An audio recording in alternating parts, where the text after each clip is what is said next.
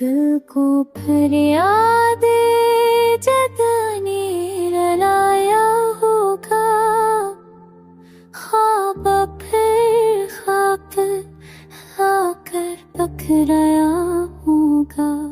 फूल सूखे हुए पत्ते भी गवाही देंगे, वक्त ने हजर के जख्मों को बढ़ाया होगा। चांद की चांदनी खामोश है सहरा जैसी, खसने इस रात के सीने को जलाया होगा। खून दिल अश्क की सूरत में बहाकर हमने एक पल को भी तुझे याद ना आया होगा।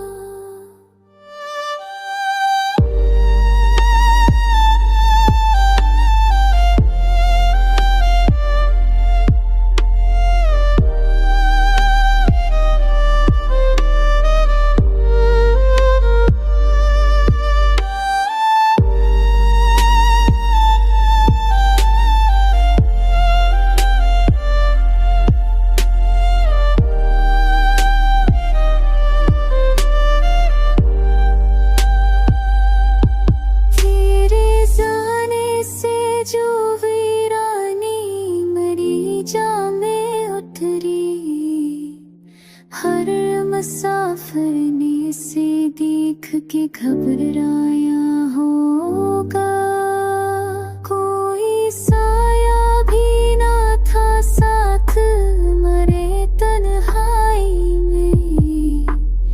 याद का हाथ भी हजर आँख से छुड़वाया होगा।